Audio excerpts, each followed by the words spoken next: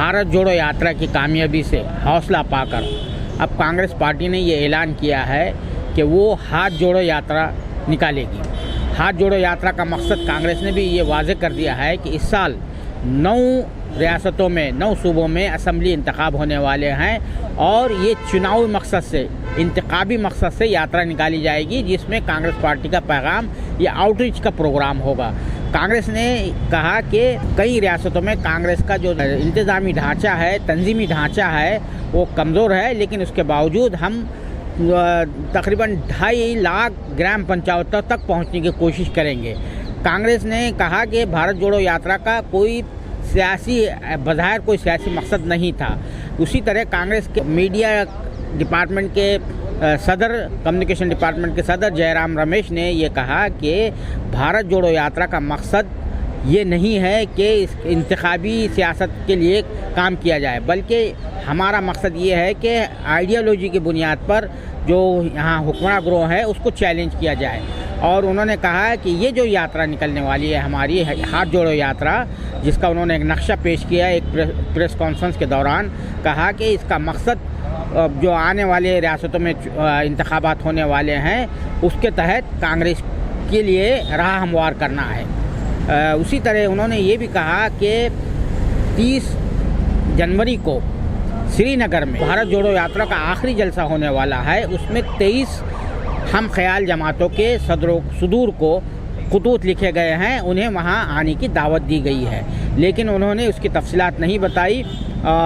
उसी तरह उन्होंने ये कहा कि कांग्रेस अब जो है अपने तौर पर जो है इलेक्शन की तैयारी शुरू करेगी। साथियों, जैसा कि आप जानते हैं, आज भारत जोड़ो यात्रा के लिए विश्राम का दिन है।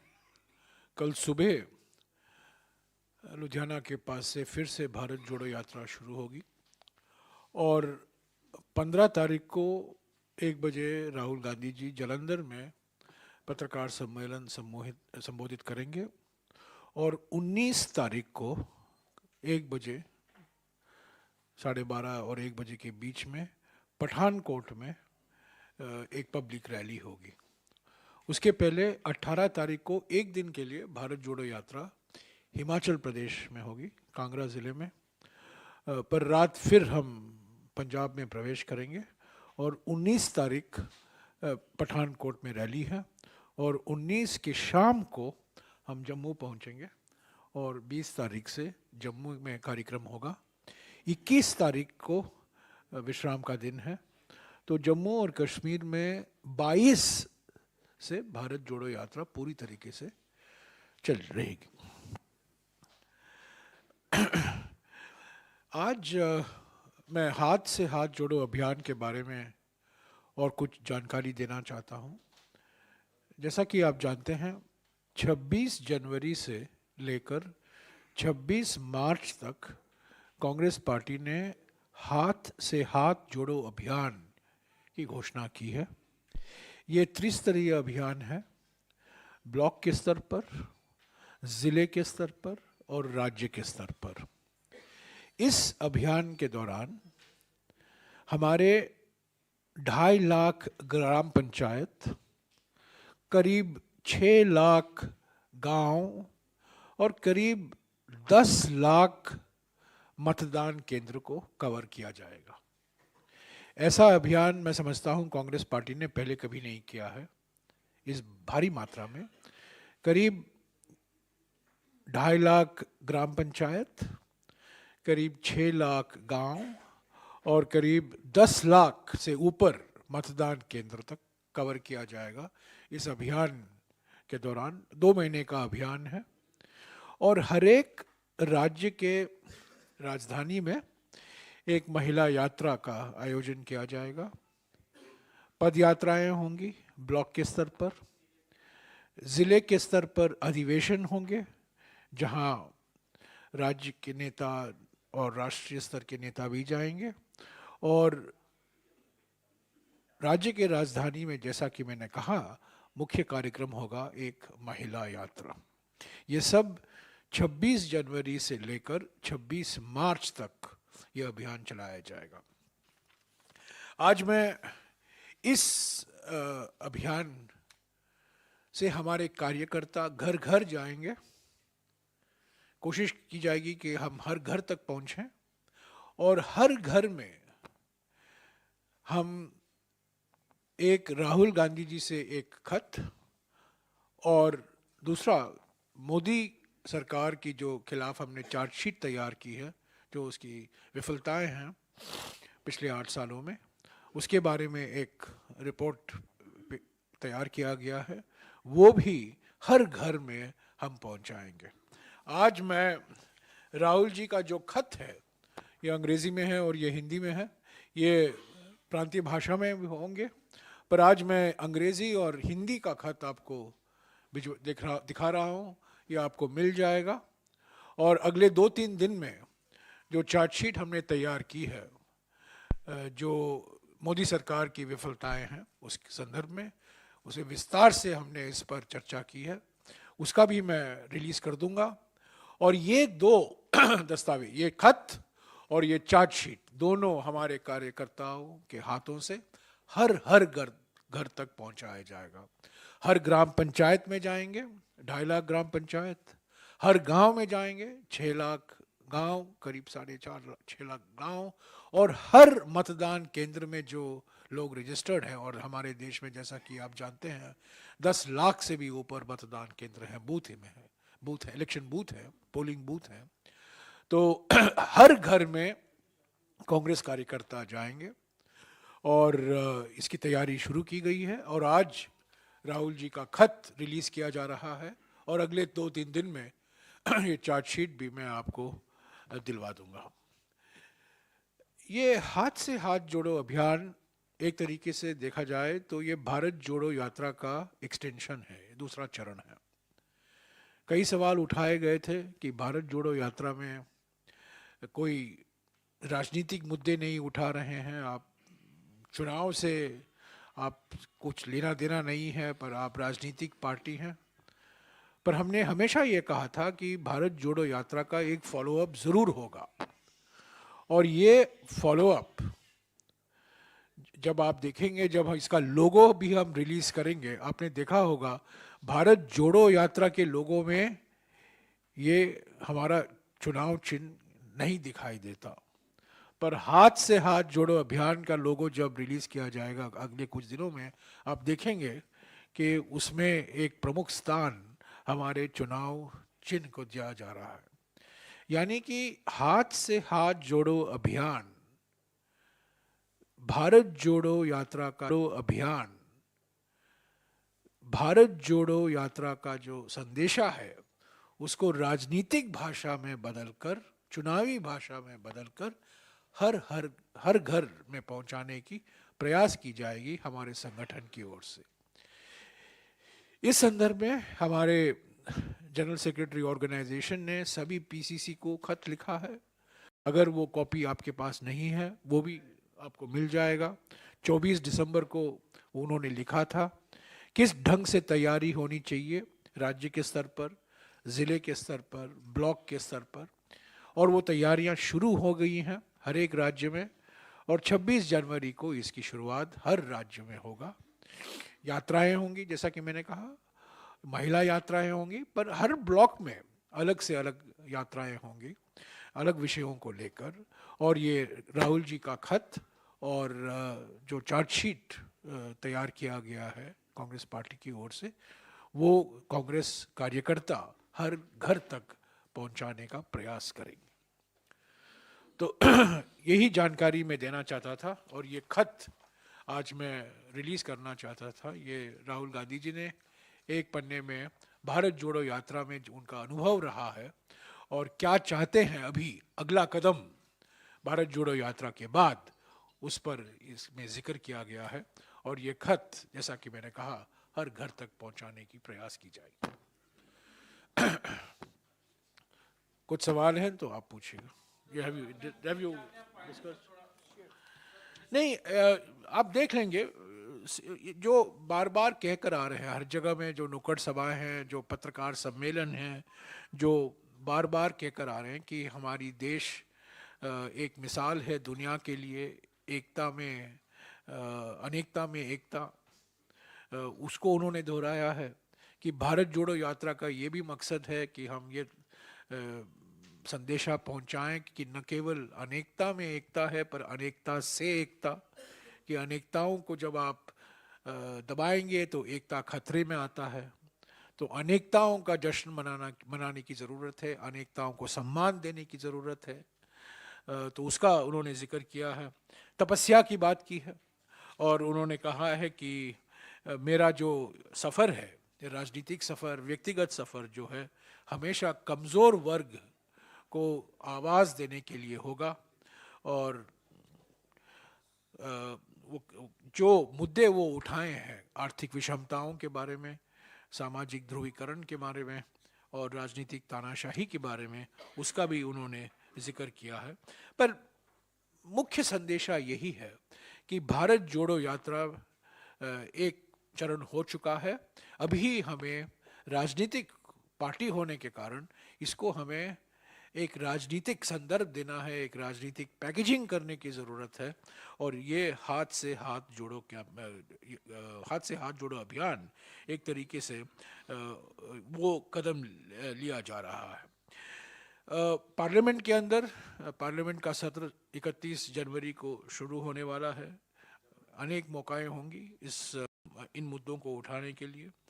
पर मैं समझता हूं कि इन तीन जो चुनौतियां हैं, आर्थिक चुनौती, सामाजिक चुनौती और राजनीतिक चुनौती, इन तीनों का इस संक्षिप्त तरीके में इस खत में राहुल जी ने इसका जिक्र किया है। और हाथ से हाथ जोड़ो अभियान एकता का अभियान है, वो नफरत छोड़ो का अभियान है ही है, अनेकताओं को सम्मान देने का अभियान है और स्वर्णिम भारत बनाने का एक अभियान है। तो ये कॉपी आपको अभी भेज दिया आपने सबको, आपको मिल गया। इसके साथ साथ दो तीन दिन बाद मैं चार्जशीट भी रिलीज़ कर दूंगा, उसको फाइनल तैयारी की जा रही। ये दोनों हर कार्यकर्ता हर एक घर में पहुंचाने की कोशिश करेंगे मतदान केंद्र के आधार पर। हाँ जी, sorry, yeah, I mean if it's related to Bharat Jodo Yatra.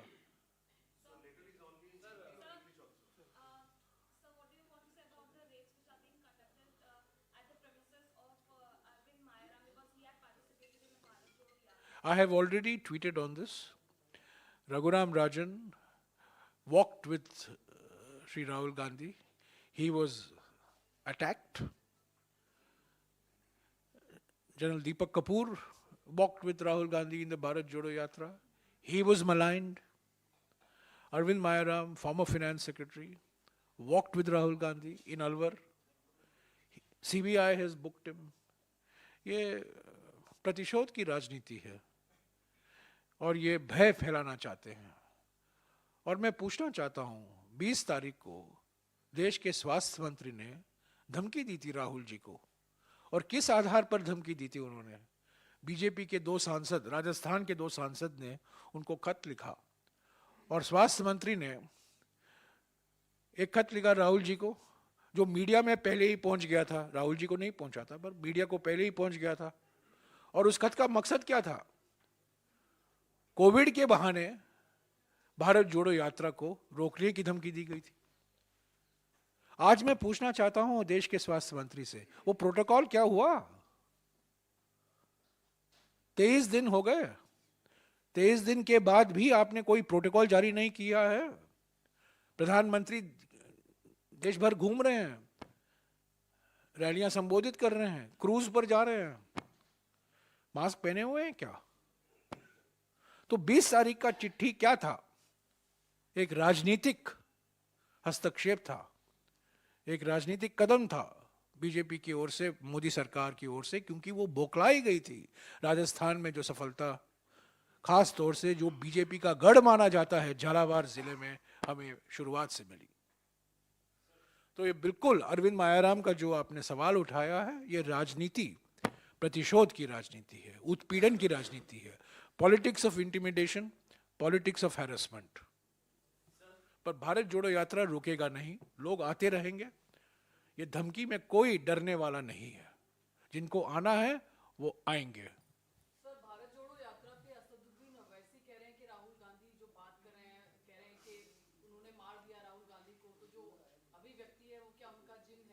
मैंने इसका कई बार इसका स्पष्टीकरण दिया है, बार बार मुझे दोहराने की ज़रूरत नहीं है। आप मेरे इंटरव्यू को देख लीजिएगा। उनका ये कहना है कि आप हमेशा व्यक्ति पर बात करते हैं, मैं मुद्दों पर बात करता हूँ। व्यक्ति छोड़िए, व्यक्ति नहीं है, मुद्दे हैं।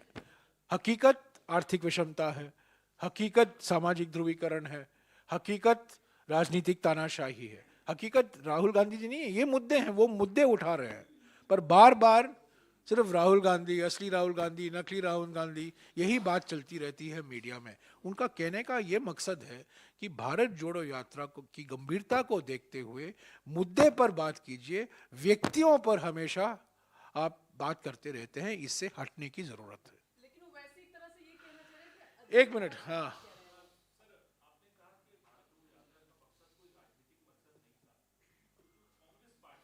चुनावी मकसद नहीं था, राजनीतिक मकसद था, चुनावी मकसद नहीं था।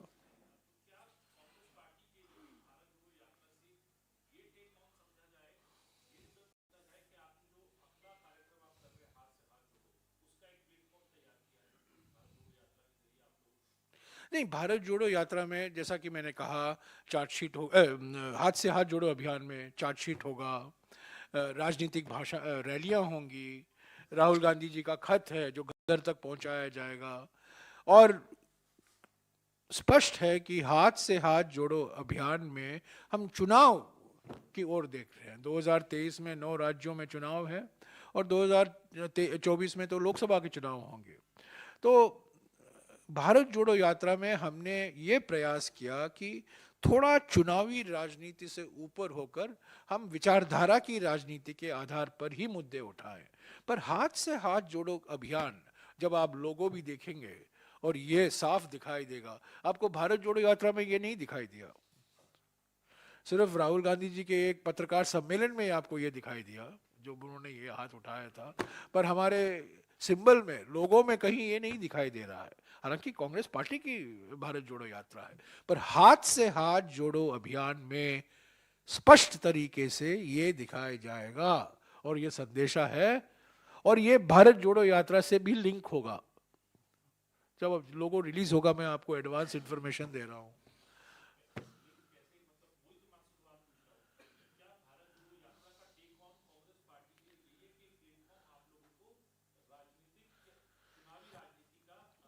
एक प्लेटफॉर्म तैयार किया गया है, एक फाउंडेशन तैयार किया गया है, एक शुरुआत है।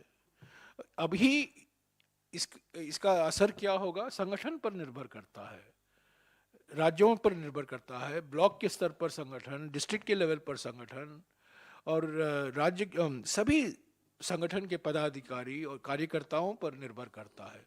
तो एक ये सही है, ये प्लेटफॉर्म है, ये फाउंडेशन है, ये एक शुरुआत है।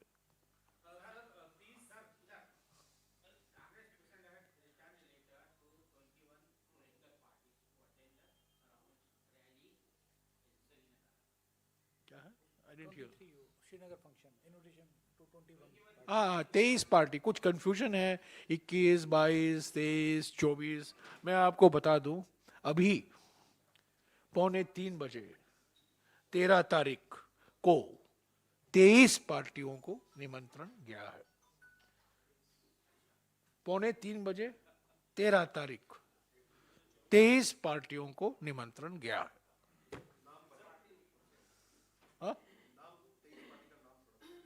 Sorry, I can't hear you. He's asking for names.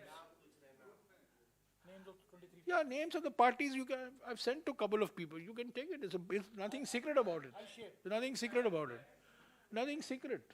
You can have the names of all 23 parties. As of 2:45, 13th January.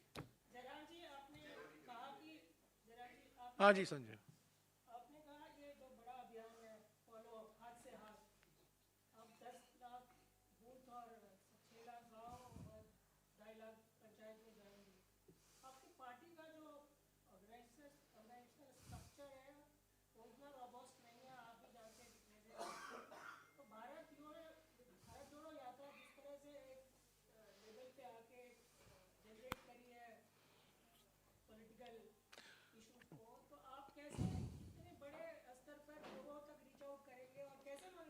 हमारे लिए एक बहुत बड़ी चुनौती है। ये बहुत बड़ी चुनौती है जो हमने हाथ में लिया है, हाथ से हाथ जोड़ो कैंप अभियान। ये बात सही है कि कई राज्यों में हमारी संगठन इतना मजबूत नहीं है, पर हमने एक लक्ष्य रखा है, 2.5 लाख ग्राम पंचायत को पहुंचना ही है, 6 लाख गांवों में पहुंचना ही है, 10 लाख मतदान केंद्रों को पहुंचना ही है, किसी भी हालत में हमें पहुंचना है। मुश्किल है, 2 महीने का समय हमने लिया है, ये अभियान 2 महीने के लिए चलेगा। और ये बात बिल्कुल सही है कि संगठन को नजर रखते हुए, संगठन को मद्देनजर रखते हुए सवाल जरूर उठ सकता है कि क्या हम कर सकते हैं कि नहीं, पर यह सवाल मैं आपको 27 या 28 मार्च को इस सवाल का जवाब दूंगा। हमें करना ही है और हम करके ही रहेंगे। एक मिनट, हाँ सॉरी।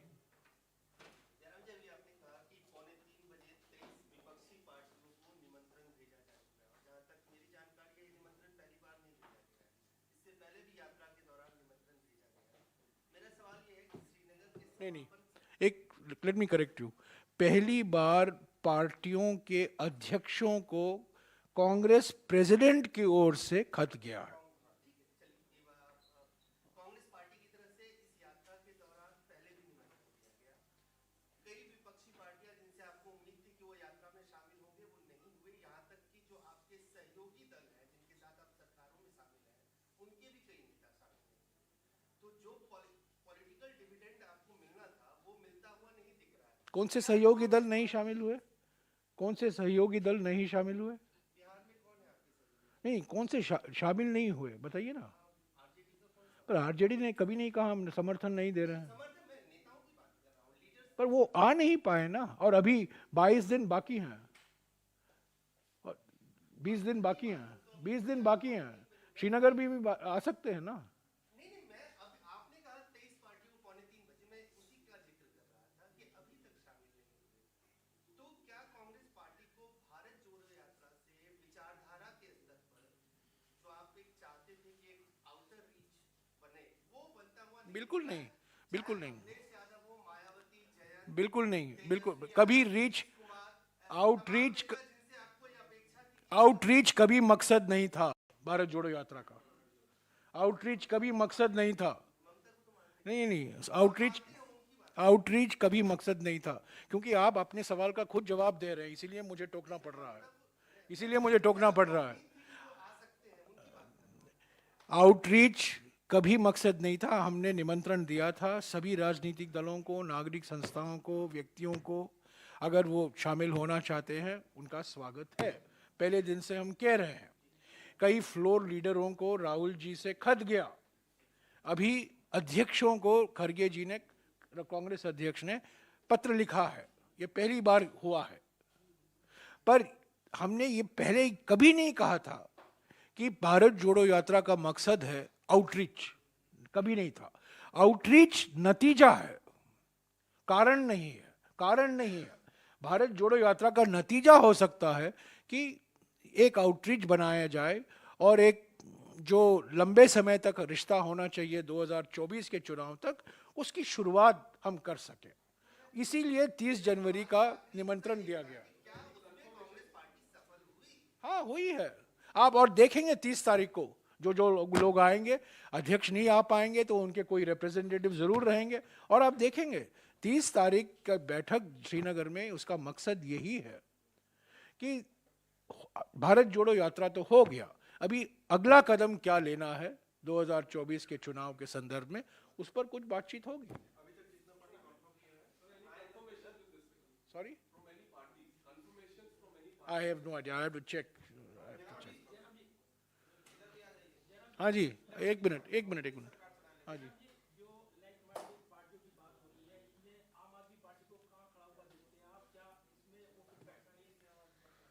दो 13 तारीख तक आम आदमी पार्टी और टीआरएस को निमंत्रण नहीं गया।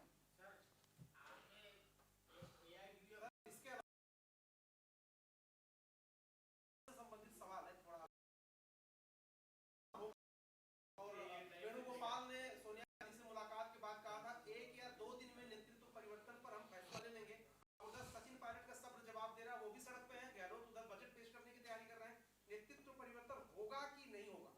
खरगे जी, हमारे कांग्रेस अध्यक्ष, हमारे प्रभारी रंधावा जी और कई नेता कुछ हल ढूंढने में लगे हुए हैं। भारत जोड़ो यात्रा में जो एकता, अनुशासन और एकजुटता हमें देखने को मिला है सभी राज्यों में और ख़ास तौर से राजस्थान में, मुझे विश्वास दिलाता है कि कोई ना कोई रास्ता निकाला जाएगा जो संगठन के लिए फायदेमंद होगा। व्यक्तियों को छोड़िए, संगठन सर्वोपरि है। जो रास्ता खरगे जी, रंधावा जी और सभी नेता ढूंढ निकालेंगे वो कांग्रेस को मजबूत करेगा। राजस्थान में व्यक्ति आएंगे, व्यक्ति जाएंगे। राहुल जी ने साफ कहा है, दोनों व्यक्ति हमारे पार्टी के लिए संपत्ति हैं, दोनों व्यक्ति हमारे लिए एसेट हैं। इससे और कुछ मैं नहीं कह सकता हूं। You have asked a question. Let somebody else ask a question. I'll come back to you. I'll come back to you.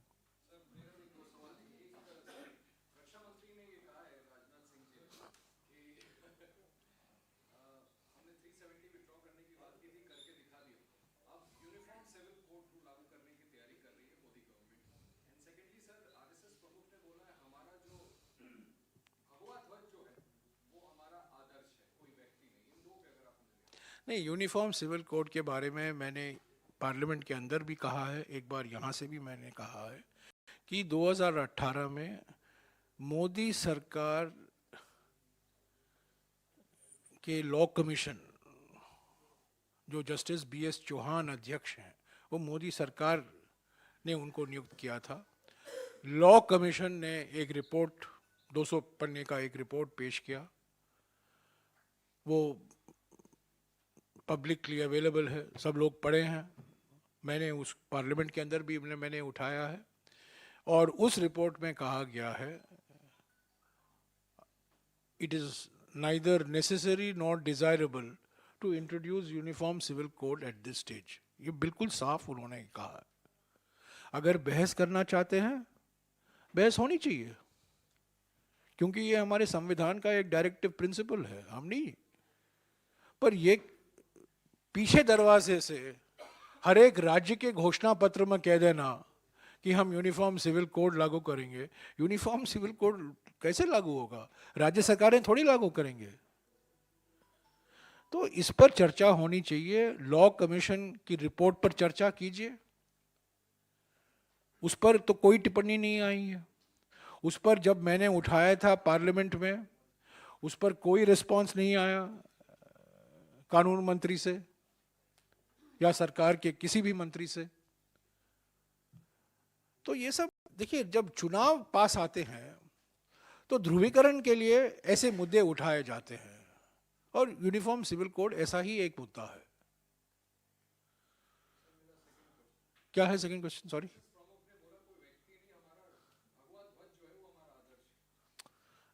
अलग से बात करेंगे। Let me pass on.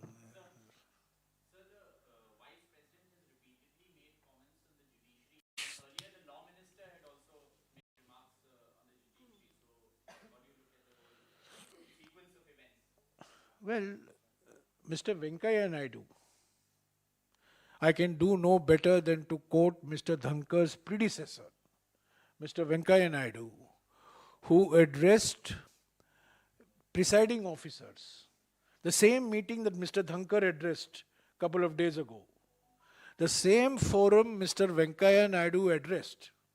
And where did he address? In Kevadia, next to the Statue of Unity. And what did Mr. Venkaiah Naidu say? He said, Constitution is supreme. No one organ, parliament, legislature or judiciary, no one is supreme over the other. Constitution is supreme. If you don't have a copy of what he said, I will give it to you. It's a PIB press release. I think it was November 2020. November 2020.